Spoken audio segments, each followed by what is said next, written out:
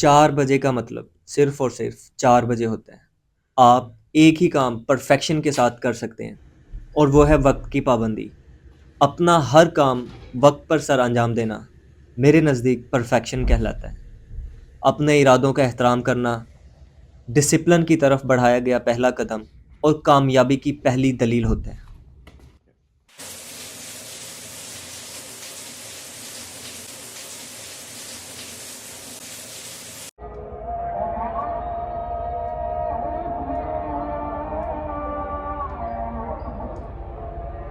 صبح کی نماز انسان کو زمین کی پستیوں سے اٹھا کر عرش کی بلندیوں تک لے جاتی ہے، اور قرآن علم و حکمت اور ہدایت کی کھلی کتاب ہے۔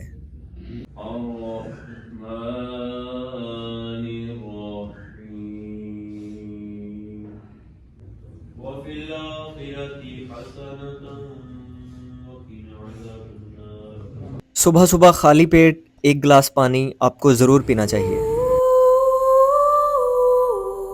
جو کام آج آپ کو بہت مشکل دکھائی دے رہے ہیں، وہی کام آج سے 10 سال کے بعد آپ کو بہت آسان دکھائی دیں گے۔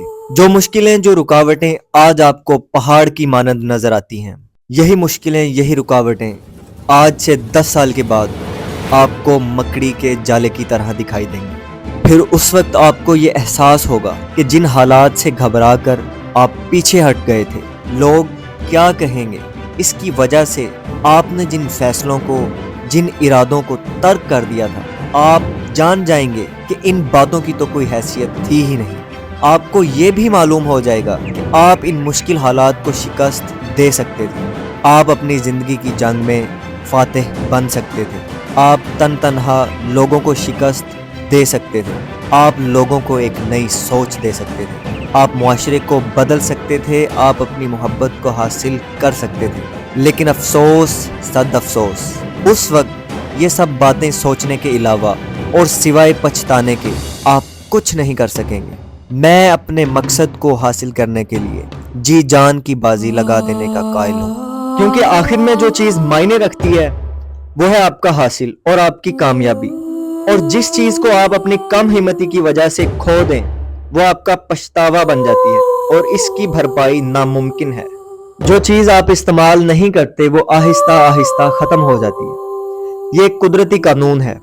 اگر آپ ہارنے کو اپنے ذہن پر سوار کر لیں گے تو آپ خود بخود شکست بھی تسلیم کر لیں گے۔ یہ اصول نہ صرف آپ کے دماغ اور ذہنی صلاحیتوں پر اثر انداز ہوتا ہے، بلکہ آپ کی تمام انسانی خوبیوں اور خصوصیات پر بھی لاگو ہوتا ہے۔ اگر آپ اپنے عزائم کو استعمال نہیں کریں گے تو وہ دھیرے دھیرے ختم ہونے لگیں گے۔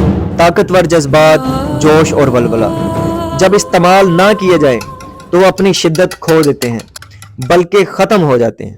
یہ جذبات اور خوبیاں خود بخود بڑھنے کی بجائے وقت کے ساتھ ساتھ گھٹنے لگتی ہیں۔ ایمان بھی اسی قانون کے تابع ہے۔ اگر آپ اپنے ایمان کو بروئے کار نہیں لائیں گے تو یہ کمزور پڑ جائے گا اور دھیرے دھیرے ختم ہو جائے گا۔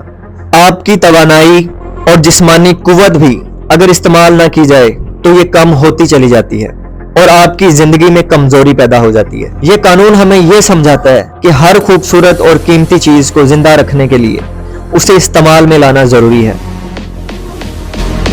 جو کچھ بھی ہم چھوڑ دیتے ہیں وہ وقت کے ساتھ ہم سے چھن جاتا ہے۔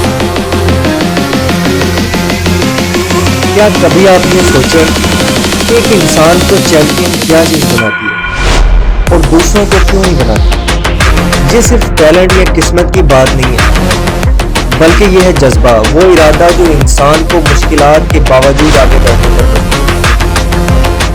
چیمپئن وہ بنتے ہیں جو اپنی عادتوں، ذہنیت اور محنت سے اپنی تقدیر بدلتے ہیں، چاہے سفر کتنا ہی مشکل کیوں نہ ہو۔ اگر آپ اپنی زندگی میں کچھ نیا کرنا چاہتے ہیں یا وہ مقصد حاصل کرنا چاہتے ہیں جس کا خواب آپ دیکھتے ہیں، تو یاد رکھیں 60 دن بہت ہے کچھ نیا کرنے کے لیے یا اپنی منزل کو پانے کے لیے۔ ریسرچ بتاتی ہے کہ عادات بدلنے یا بنانے میں صرف 21 دن لگتے ہیں، لیکن 60 دن میں آپ اپنی زندگی کا نقشہ ہی بدل سکتے ہیں۔ آپ کو صرف ایک فیصلہ کرنا ہوگا، اپنی زندگی میں سے روزانہ تھوڑا تھوڑا وقت نکال کر خود پر کام کریں۔